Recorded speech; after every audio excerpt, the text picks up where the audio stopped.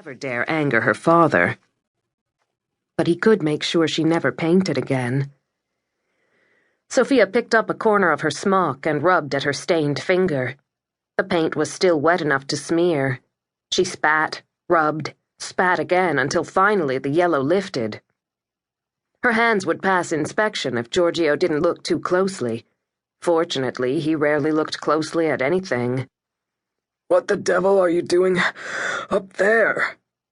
Giorgio was barely able to gasp out the words. For the moment, she was safe.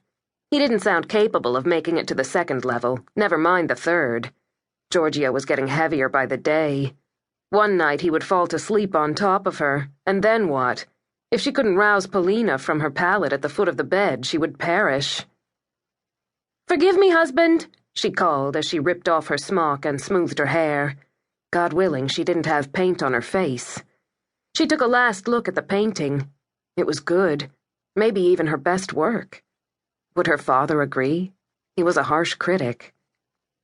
She stepped to the opening in the floor, placed one foot on the first rung, then began to descend. She reached the final rung of the middle set of ladders just as Giorgio was squeezing through the opening in the floor to flop, panting and sweating, onto the landing. She saw at once that he had not spent his day hunting boar or anything else save for a happy turn of the dice. Was that blood on his jaw? Had he been fighting again? How many florins had he gambled away with the sun not even close to the horizon?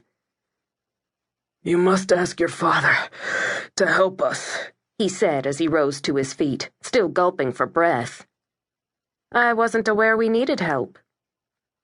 Giorgio balled his fists and moved closer. She smelled stale wine and put one hand to her nose. A slight whiff of egg tempera still lingered on her skin. Relief was making her bold. If Giorgio had not yet asked what she'd been doing at the top of the tower, he was unlikely to. He hadn't the wit to concentrate on more than one thing at a time, which was why his saffron exporting business was falling into ruin. They would be lucky to keep the house with its convenient tower past her 21st birthday. "Go to your father and remind him of his duty to you." Mud streaked the bottom of Giorgio's gown, and a purple bruise bloomed beneath the blood on his chin. "What duty, husband? You have the keeping of me, not my father."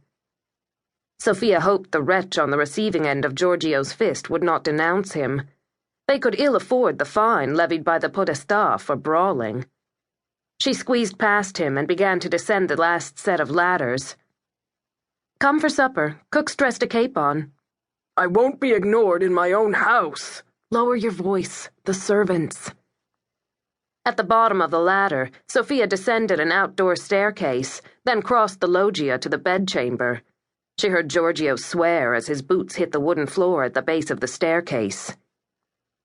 "When do you next go to your father?" he asked as he lumbered into the room, still huffing. "My father's been busy for weeks completing a fresco at the house of Messer del Pino. He has no time for visitors, and I've enough to do attending to the affairs of your household." "I demand you go to your father." Giorgio fixed on his need like a hawk digging its talons into a squirming field mouse. She remembered how he had once fixed on her with the same persistence. For months he'd worked on his own father to make a bid for her hand. Old Messer Carelli had not considered the daughter of a painter, even one as well respected in the town as Antonio Barducci, a suitable match, but Giorgio had badgered his father until with poor grace he'd consented. Then Maestro Barducci himself made them wait several more months before agreeing to part with his only child. Sofia looked at Giorgio's boots, thick with the muck of the street. "I saw this morning that the tables in the workroom are empty," she said. "Have you dismissed the clerks? That doesn't seem wise." "You dare tell me my business?" "Your business concerns me when you don't have any." She'd pay later for her words, but the sight of the bare workroom had infuriated her. Since her father saw no need to give her money for the panels she painted for his patrons, Sofia had to depend solely on Giorgio to keep her household fed. "You can't talk to me like this." "I'd just as soon not talk to you at all." Sofia turned her back on him and walked through the open door to the loggia. The clamor and stench from the street below reminded her of the industry of the other merchants. None of them spent their afternoons